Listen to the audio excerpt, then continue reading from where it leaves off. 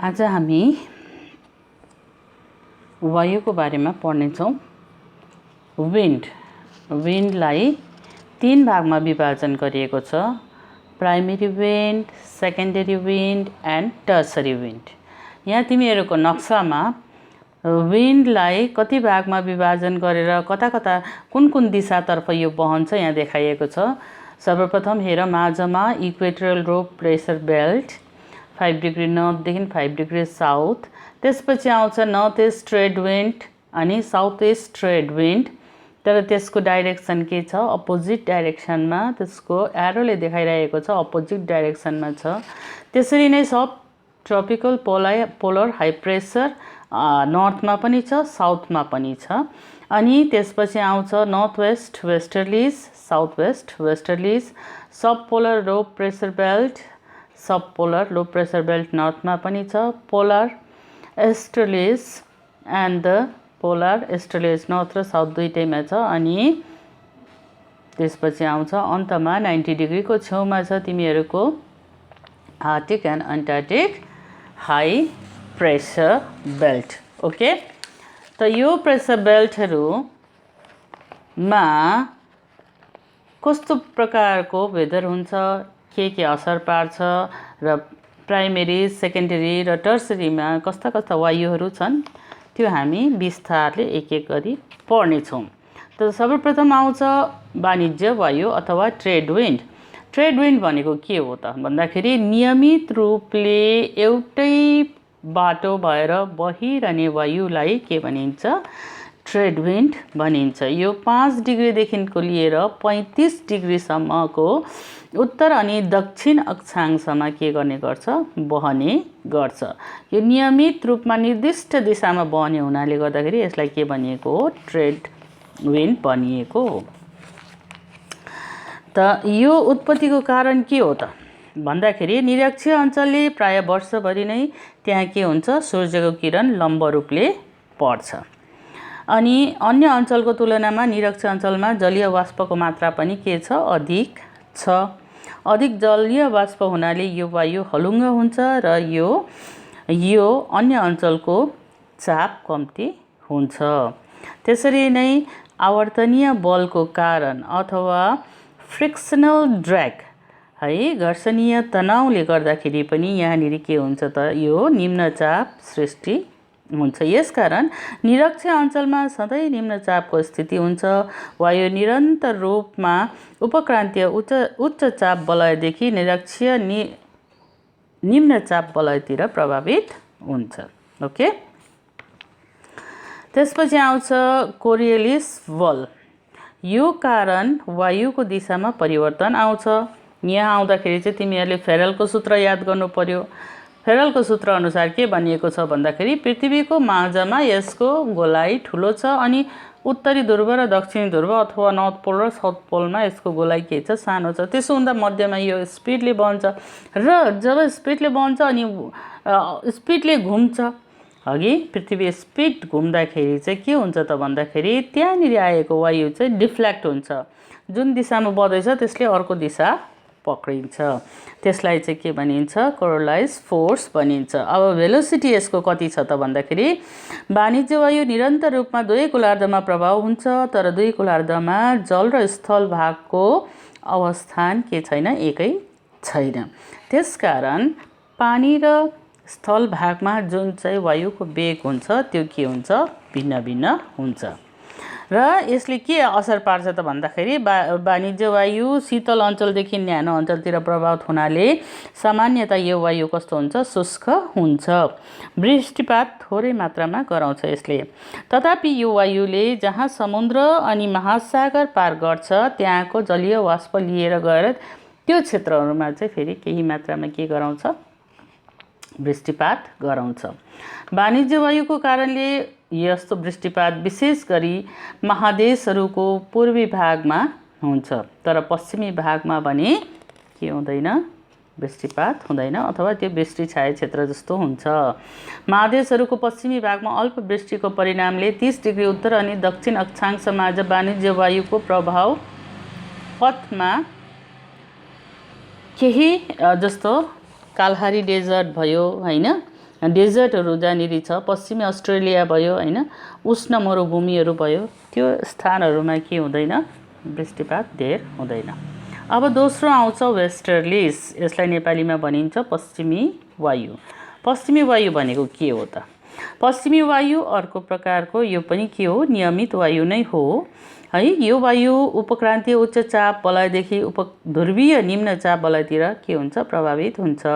पश्चिम दिशादेखि बहने हुनाले यो वायुलाई पश्चिमी वायु पनि भनिन्छ। 35 डिग्री अथवा 35 डिग्रीदेखि लिएर 60 डिग्री उत्तर अनि दक्षिण अक्षांशमा यो बहने गर्छ। अब यो भइसकेपछि यसले के कारणले गर्दा त, कज अफ ओरिजिन चाहिँ के हो त यो पश्चिमी वायुको अथवा वेस्टर्लिजको भन्दाखेरि पृथ्वीको आवर्तन गति अथवा केन्द्र पछाडि शक्ति सेन्ट्रिफ्युगल फोर्सको कारण सुमेरु र कुमेरु वृत्त क्षेत्रमा उपध्रुवीय निम्न चाप वलयको सृष्टि हुन्छ। 30 डिग्रीदेखि 60 डिग्री अक्षांश अथवा उपक्रान्तीय उच्च चाप वलय उपध्रुवीय निम्न चाप वलयतिर पश्चिमी वायुको रूपमा प्रभावित हुन्छ। र यसले के असर पार्छ त भन्दाखेरि महादेशहरूको पश्चिमी तटमा पश्चिमी वायु उपकूलीय वायु हुन्छ, जसले त्यहाँ प्रशस्त अद्रक्षेपण गर्छ अथवा वृष्टिपात गराउँछ। महादेशहरूको पूर्वी भागमा भने अविरल शुष्क हुन्छ। त्यसरी नै उत्तरी गोलार्धमा यो वायु दिशा अनि वेग दुवैमा निरन्तर हुन्छ। दक्षिणी गोलार्धमा पश्चिमी वायु सारा वर्ष अविच्छिन्न ढङ्गले अधिक शक्ति अनि नियमितताको साथमा प्रभावित हुन्छ। त्यसै कारण यसलाई के पनि भनिन्छ, गर्जनशील 40 डिग्रीमा भनिन्छ भने क्रुद्ध 50 अथवा फ्युरियस 50 डिग्रीमा चित्कारी 60 अथवा सेकिङ 60s भनिन्छ। ओके, यस्तो हिंसक आँधीयुक्त वायु परिवहनको निम्ति जोखिमपूर्ण हुन्छ, यो डरलाग्दो हुन्छ।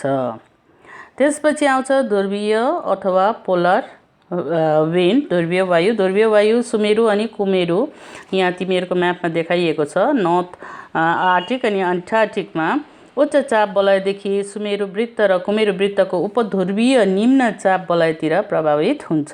यो वायु दुवै ध्रुवीय अथवा पोलमा उत्पन्न हुनाले तिनीहरूलाई ध्रुवीय वायु भनिन्छ। यसको कारण के हुन्छ त, अत्यन्त ठन्डा हुन्छ। पोलर रिजनमा सूर्यको किरण कहिले पनि लम्ब रूपले पर्दैन, त्यसकारण यो वायु कस्तो हुन्छ, चिसो हुन्छ र त्यसले के गर्छ, वातावरण चिसो बनाउँछ।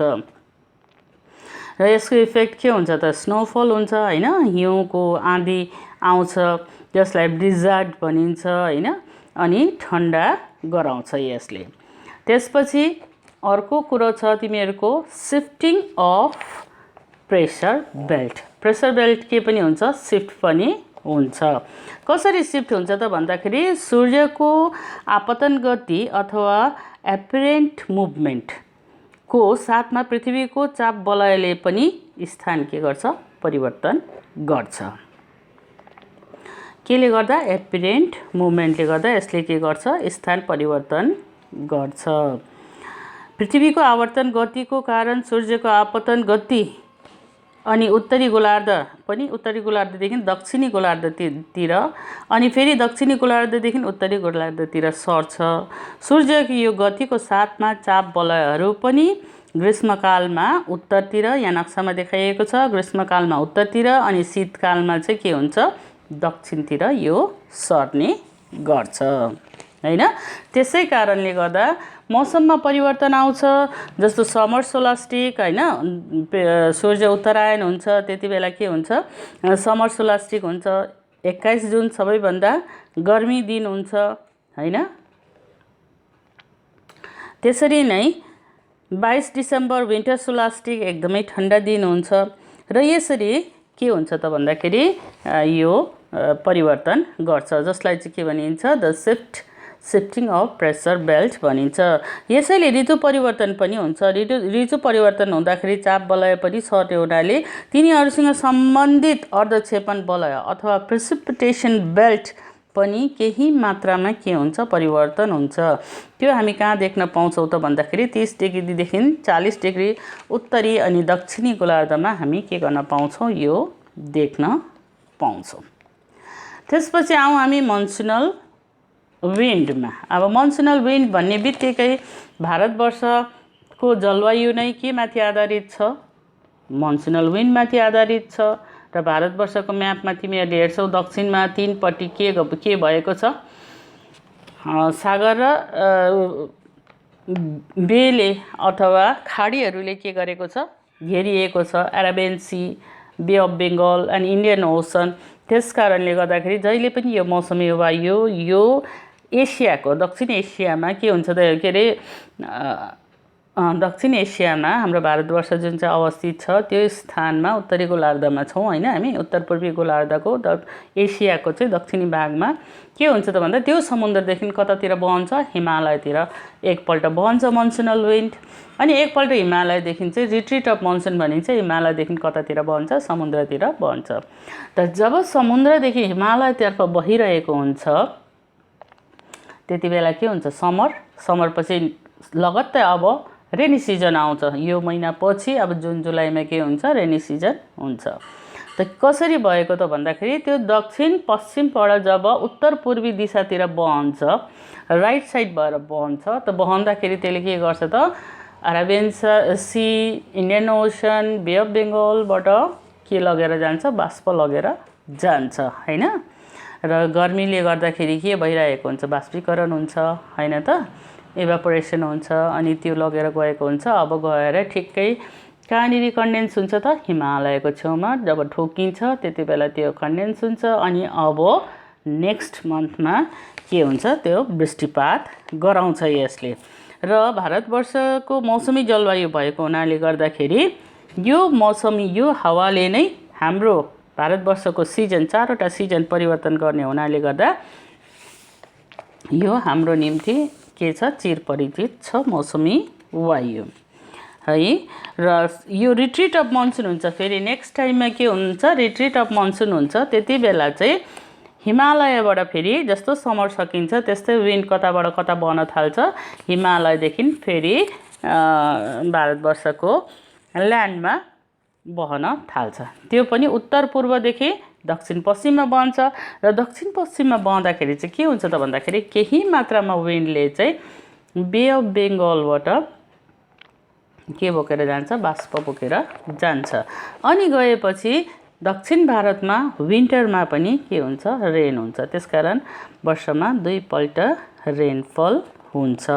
त यसबाहेक भारतवर्ष बाहेक अरू कुन कुन ठाउँमा हुन्छ त यस्तो खालको मौसम हुन्छ त? यो मौसमी वायुले भारतवर्ष बाहेक कुन कुन देशहरूलाई असर पार्छ अथवा त्यो देशहरूमा मौसमी जलवायु छ भन्दा Bangladesh, Myanmar, Vietnam, Thailand, Cambodia, Laos, दक्षिण चीन, जापानको केही भाग आदि यस क्षेत्र अन्तर्गत पर्छ। त्यसरी नै उत्तर अमेरिकाको दक्षिण पूर्वी भाग, ब्राजिलको पूर्वी उपकूलीय, दक्षिण पूर्वी अफ्रिका, अस्ट्रेलिया इत्यादि जग्गाहरूमा पनि के हुन्छ त?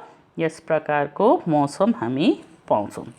त्यसपछि तेस्रो आउँछ tertiary circulation of wind. Tertiary circulation of विन्डमा चाहिँ यो लोकल विन्डहरू हो।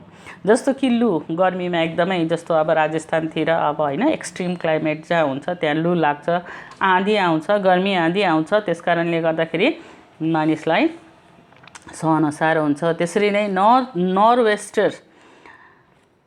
नर्वेस्टर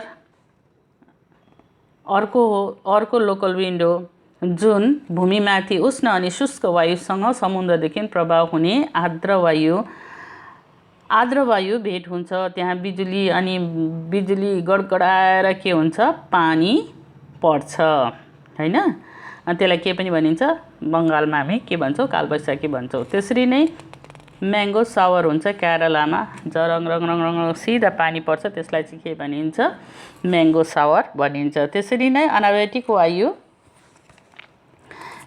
वायु यो हिली रिजनमा यहाँ तलपट्टि नक्सामा देख्दैछौँ। यो यहाँनिर हिली रिजनमा हामी देख्न पाउँछौँ। यो दिनको समय पर्वतको ढालतिर प्रवाह हुने एउटा स्थानीय वायु हो। यो दिनमा जब पर्वतको ढाल सूर्य तापले तातिन्छ त्यहाँको तातो हावा हलुक्का भएर परिचलन स्रोतको रूपमा उँभो उठ्छ र अनाबेटिक वायु यो रिक्त स्थान पूर्ण गर्न तल झर्छ अथवा सर्कुलेसन हुन्छ। त्यसरी नै अब क्याटाबेटिक वायु यो एउटा स्थानीय वायु हो। रातको समय पर्वतीय ढाल विकिरण पद्धतिद्वारा सेलाउनको कारण यो वायुको के हुन्छ उत्पत्ति हुन्छ। त्यसरी नै माउन्टेन ब्रिज र माउन्टेन विन्ड छ, रातमा पर्वतको ढालमा बहने नदी। त्यसरी नै भ्याली विन्ड छ, दिनमा उपत्यकामा प्रभाव हुने वायुलाई के भनिन्छ उपत्यका अथवा भ्याली विन्ड भनिन्छ हैन। त्यसरी नै आउँछ फोन, उत्तरी आल्प्सको स्विजरल्यान्डमा लिवर्ड साइडमा यो प्रभावित हुन्छ। त्यसरी नै आउँछ चिनुक, अर्को छ चिनुक। चिनुक भनेको संयुक्त राष्ट्रको रकी पर्वतको अनुवाद पार्श्व प्रभाव हुने यो कस्तो खालको वायु हो उष्ण अथवा हट विन्ड हो है।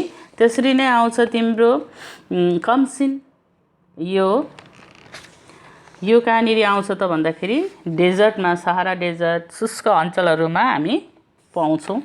यसमा के आउँदैन वृष्टिपात हुँदैन। त्यसरी नै आउँछ सिमोन विन्ड, अरब अनि सहारा मरुभूमिमा यो प्रभावित हुन्छ। अथवा लोकल नामहरू दिएको छ हैन। काराबुरान यो मध्य एसियामा स्थित तारिम अववाहिकामा बहन्छ। मिस्ट्रल भूमध्य सागरको उत्तर पश्चिम तटमा विशेष गरी रोन डेल्टाको वरिपरि बहन्छ। त्यसरी नै प्याम्पेरो यो वायु ग्रीष्मकालमा अर्जेन्टिना र उरुग्वेको पम्पास अञ्चलमा अथवा जहाँनिर तृणभूमि छ त्यहाँनिर बहन्छ। बोरा यो चिसो अनि शुष्क वायु हो। यो वायु शीत ऋतुमा एडियाटिक सागरको उपकूलीय क्षेत्रमा बहन्छ। अब आउँछ दैनिक वायु अथवा ड्युनेरल विन्ड। समुद्रदेखि कतातिर समुद्रदेखि बहन्छ, यो कतातिर बहन्छ ल्यान्डतिर, अनि ल्यान्डदेखि कता बहन्छ समुद्रतिर। सी बीच भनेको समुद्रदेखि ल्यान्डमा बहने। यसले के गर्छ त भन्दाखेरि समुद्रको पानीमा भएको वाष्प जुन चाहिँ के भएर जान्छ वाष्पीकरण भएर जान्छ, त्यति बेला त्यसले त्यो चिसो हुन्छ अनि माथिको चिसो हावा तल आउँछ र चिसो हावा गरुङ्गो हुन्छ तल आउँछ। त्यस कारणले गर्दा समुद्रको छेउमा अथवा नदीको छेउ किनारमा यसले मौसम के गराउँछ ठन्डा गराउँछ। त्यसरी नै अर्को आउँछ ल्यान्ड ब्रिज। ल्यान्डदेखि कतातिर जान्छ सीतिर जान्छ हैन, बहन्छ। स्थल भागदेखि समुद्रतिर प्रभावित हुने वायुलाई के भनिन्छ स्थलवायु भनिन्छ र यो समुद्रतिर प्रवाह हुन्छ। अनि अरू अब के छ त भन्दाखेरि वायुको अरू विश्वव्यापीकरण पनि छ धेरै। यसको बारेमा अहिले मेट्रोलोजिकल डिपार्टमेन्टहरू धेरै एडभान्स भएकोले गर्दा सिद्धान्तहरू पनि छन्, जस्तो ट्रपिकल वा हेडली सेल भनिन्छ कसैलाई पोलर फ्रन्ट सेल भनिन्छ, फेरलको सेल पनि भनिन्छ हैन। पोलर वा सब पोलर सेलहरू भनिन्छ जुन चाहिँ त्यो घूर्ण बतास भएर बीचबीचमा बहने हुन्छ। त्यस प्रकारले यसलाई के पनि गरिएको छ बाँडिएको छ। तर यस मध्येबाट सबैभन्दा इम्पोर्टेन्ट चाहिँ के छ भन्दाखेरि जेट स्ट्रिम। जेट स्ट्रिम भनेको के हो त भन्दाखेरि जेट स्ट्रिम उच्च उचाइमा तीव्र गतिमा प्रवाह हुने वायुको स्रोतलाई के भनिन्छ जेट स्ट्रिम भनिन्छ। जेट स्ट्रिम कसरी बहन्छ तरङ्गित भएर घुम्दै जस्तो कि समुद्रको जुन चाहिँ लहर घुमेर बहन्छ त्यसरी नै यो पनि के हुन्छ घुमेर बहन्छ। र यो धेरै प्रकारको छ, जस्तै यसलाई 5 प्रकारमा के गर्न सकिन्छ बाँड्न सकिन्छ। जस्तो ध्रुवीय front jet stream, polar front jet stream, 2 नम्बरमा उपक्रान्तीय पश्चिमी jet stream, subtropical westerly jet stream, क्रान्तीय पूर्वीय jet stream, tropical easterly jet stream है, ध्रुवीय उच्च jet stream, polar high jet stream अथवा स्थानीय जेट स्ट्रिम अथवा लोकल जेट स्ट्रिम भनेर यसलाई के गरिएको छ बाँडिएको छ। यसले पनि समय समयमा के गर्छ जग्गा परिवर्तन गर्ने गर्छ। र यो कस्तो प्रकारले बहन्छ त यो 4 वटा, जस्तो हिजो हामीले पढ्यौँ तिमीहरूले पढ्यौ के अरे साइक्लोन 6 वटा प्रकारले यो घुर्न भएर घुम्थ्यो। त्यसरी नै यो चाहिँ 4 प्रकारले के गर्ने गर्छ घुम्ने गर्छ। जस्तो प्रथम अवस्थामा के हुन्छ भन्दाखेरि यो अवस्थामा जेट स्ट्रिम मेरुको नजिकमा हुन्छ।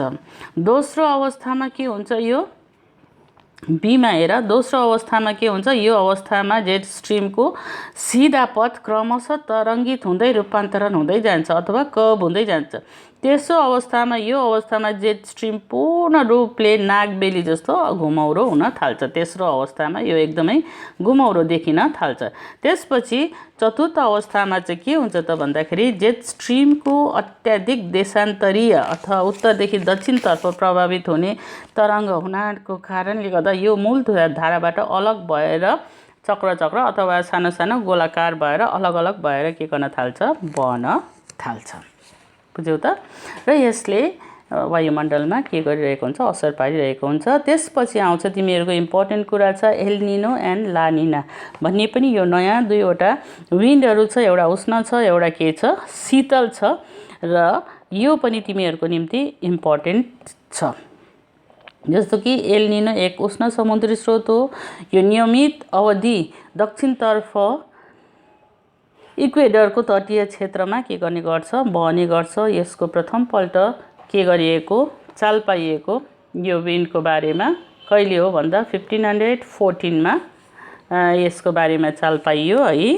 अनि एल निनो एक उष्ण वायु स्रोत अथवा सर्फेस वार्म करेन्ट हो। 3 डिग्रीदेखि लिएर 36 डिग्री दक्षिणी अक्षांशमा माझ उत्तरदेखि दक्षिणतर्फ यो के हुन्छ, प्रभावित हुन्छ। त्यसरी नै अर्को विन्ड छ ला निना। ला निनालाई चाहिँ के पनि भनिन्छ भन्दाखेरि यसलाई चाइल्ड पनि भनिएको छ। ला निना पनि स्पेनिस शब्द हो जसको अर्थ हुन्छ सानी बालिका। यो पनि एक प्रतिसागरीय स्रोत अथवा काउन्टर ओसन करेन्ट हो जसको उत्पत्ति पश्चिमी प्रशान्त महासागरमा त्यो समय हुन्छ जब पूर्वी प्रशान्त महासागरमा एल निनोको प्रभाव समाप्त हुन्छ। त ला निनोले के गर्छ त भन्दाखेरि यसले आर्द्र मौसमको जन्म दिन्छ अथवा आर्द्र मौसम हुन्छ, शुष्क हुँदैन, पानी परेको हुन्छ हैन। ला निनोको उत्पत्तिको साथै पश्चिमी प्रशान्त महासागरको उष्णमण्डलीय अञ्चलको तापमानमा वृद्धि हुनाले वाष्पीकरण अधिक हुन्छ। फलस्वरूप इन्डोनेसिया तथा निकटवर्ती क्षेत्रमा सामान्यभन्दा अधिक वृष्टिपात गराउँछ यसले। त यहाँसम्म भयो तिमीहरूको